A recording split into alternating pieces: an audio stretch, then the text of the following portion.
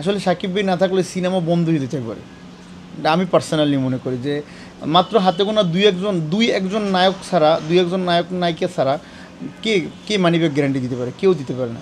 না, ওই যে বললাম না যে যে মানুষটা আমার স্বপ্নের মানুষ, যে মানুষটা আমার প্রিয় মানুষ, সেই মানুষটাকে আমি কাছ থেকে দেখলে হয়তো সে আমার প্রিয় নাও থাকতে পারে। তো তাই আমি তার কাছে যাইতেও চাই না, তার সাথে সিনেমাও করতে চাই না। সে দূর থেকেই আমার জন্য অনেক ভালো। ঈদের সিনেমা আসলে এখনও দেখা হয় নাই, কারণ এত ব্যস্ততা। আমি প্রায় আফটার 10 ইয়ার্স পরে আমি গ্রামে গেছিলাম, কারণ আমার মায়ের জন্য আমি একটা বাড়ি করতেছি, অনেক সুন্দর একটা বাড়ি করতেছি, আমি ভিডিও দেবো অবশ্যই। তো ওই বাড়িটা আমি আসলে দেখার জন্যই গেছিলাম। অলরেডি কাম স্টার্ট হয়ে গেছে, 25% কাজ ফিনিশ। আর আম্মুর সাথে আম্মু তো অসুস্থ, দেখা করার জন্য গেছি, কারণ আম্মু ঢাকাতে আসতে পারে না। বরাবর ঢাকাতে আসে, কিন্তু এবার আসতে পারে না। তো অবশ্যই আম্মুর সাথে একটু দেখা করার জন্য গেছি, আর বাড়িটার ব্যাপারে একটু ইঞ্জিনিয়ারের সাথে কথা বলতে গেছি। তো এই কারণে মাত্র কালকেই আসলাম, আজকে আবার শুটিং। সো দেখা হয় না, অবশ্যই দেখব ইনশাল্লাহ। 3টে সিনেমাই আমি দেখতে চাই: টগর, তাণ্ডব, ইনসাফ। আরও তো 3টা আছে। না, আমি ওগুলো আসলে ওইরকম দেখার টাইম হবে না, বাট অনলাইনে পরে আবার যখন ওই ফিল্ম অনলাইনে যখন রিলিজ হবে অবশ্যই দেখব। আসলে এটা আসলে সময়ই কথা বলে, কারণ একটা সময় ছিল আমরা 3টা 4টা 5টা নায়ক আমাদের সাথে একসাথে কাজ করছে, যেমন রুবেল ভাই, মান্না ভাই, ইলিয়াস কাঞ্চন স্যার, এরা কিন্তু সবাই একসাথে এক সিনেমায় দেখছি কাজ করছে। Even Sohel Rana sir, Jasim sir, আরও পাশাপাশি অনেক নায়করা একসাথে কিন্তু কাজ করছে। কিন্তু তখন সময়টা অন্যরকম ছিল, এখন সময়টা একদম চেঞ্জ। একদম আমরা ডিজিটাল যুগ কিন্তু আমরা পার করে এখন কিন্তু আমরা আধুনিক যুগে আসছি। তো এখন অনেক হিসাব করে কাজ করতে হয়। এখন কথা আছে না, ওয়ান ম্যান শো, এইরকমই চলতেছে। তো এখানে আসলে সাকিবের কিছু করার নেই, কারণ প্রযোজনা প্রতিষ্ঠান যাকে নিবে, ডিরেক্টর যাকে নিয়ে কাজ করবে, যে গল্প নিয়ে কাজ করবে, যদি সেই গল্প সাকিবের পছন্দ, অবশ্যই সেই গল্পতে সে কাজ করবে। এখানে কয়জন হিরো, কয়জন কি, এগুলো আসলে সাকিবের কাজ না, এগুলো প্রযোজনা প্রতিষ্ঠানের কাজ। না, ওই যে বললাম না যে যে মানুষটা আমার স্বপ্নের মানুষ, যে মানুষটা আমার প্রিয় মানুষ, সেই মানুষটাকে আমি কাছ থেকে দেখলে হয়তো সে আমার প্রিয় নাও থাকতে পারে। তো তাই আমি তার কাছে যাইতেও চাই না, তার সাথে সিনেমাও করতে চাই না। সে দূর থেকেই আমার জন্য অনেক ভালো। Thank you. হ্যাঁ, আর যে তাণ্ডব সিনেমার কথা বললেন, যে তাণ্ডব সিনেমা নিয়ে অনেক আসলে একটা সিনেমা একজন প্রযোজক কোটি কোটি টাকা নষ্ট করে সুন্দর একটা সিনেমা বানায়, এবং অনলি মেগা স্টার শাকিব খানকে নিয়ে মানে যখন ওই সিনেমাটা যখন পাইরেসি হয়ে যায়, তখন আসলে আমি আজকে অনলাইনে দেখলাম, অল্প একটু দেখছি অবশ্যই, একদম ফুল এইচডি।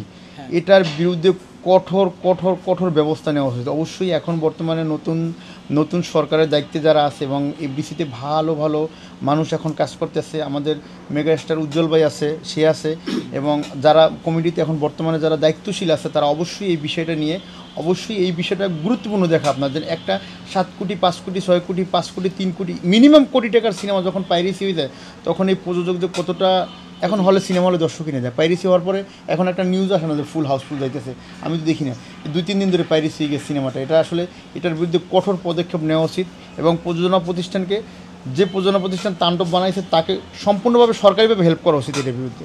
কারণ যদি একমাত্র সরকারই পারে যে ফেসবুক যে জায়গা থেকে চাচ্ছে, যেখানে এটা পাবে না, ওটাকে সাথে সাথে ওটা ডিলিট হয়ে যিনি করা হয় আর কি। আসলে সাকিব ভাই না থাকলে সিনেমা বন্ধ হয়ে যেতে পারে।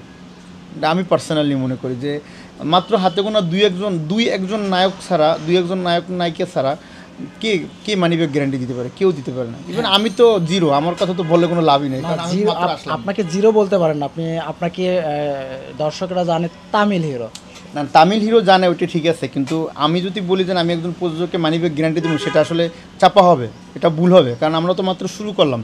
সাকিব ভাই তো আজকে 300 সিনেমা করার পরে মেগা স্টার সুপার স্টার হয়েছে। আমরা আস্তে ধীরে 2-4-5টা করি, পরে আমরা বলতে পারবো যে না, হ্যাঁ, আমাদেরও হয়তো যদি সিনেমা মানুষ অ্যাকসেপ্ট করে, সিনেমা যদি দেখে, তখন আমরা কিছু একটা বলতে পারবো, কিন্তু আমাদের বলার মতো এখনও কিছু হয় না। তো ওই জায়গা থেকে যাতে সাকিব ভাইয়ের সিনেমা এবং পাশাপাশি আমাদের সিনেমা, পাশাপাশি সব ধরনের সিনেমা, সেটা যদি 50 লাখ টাকা বাজারের সিনেমা হয়, যাতে পাইরেসি না হয়, সেটার জন্য যেন সরকার কঠোরভাবে পদক্ষেপ নেয়। এবং যারা সিনেমার সাথে যারা বড় বড় মানুষ জড়িত আছে, প্রযোজনা প্রতিষ্ঠান, প্রযোজনা প্রতিষ্ঠান, প্রযোজক সমিতি, পরিচালক সমিতি, শিল্পী সমিতি, যেন সবাই একটু হেল্প করে প্রযোজকদের, এই প্রযোজনা প্রতিষ্ঠানকে, যাতে এই পাইরেসি থেকে আমরা বাঁচতে পারি। নাইলে আসলে সিনেমা কয়দিন পরে আসলেই বন্ধ হয়ে যাবে।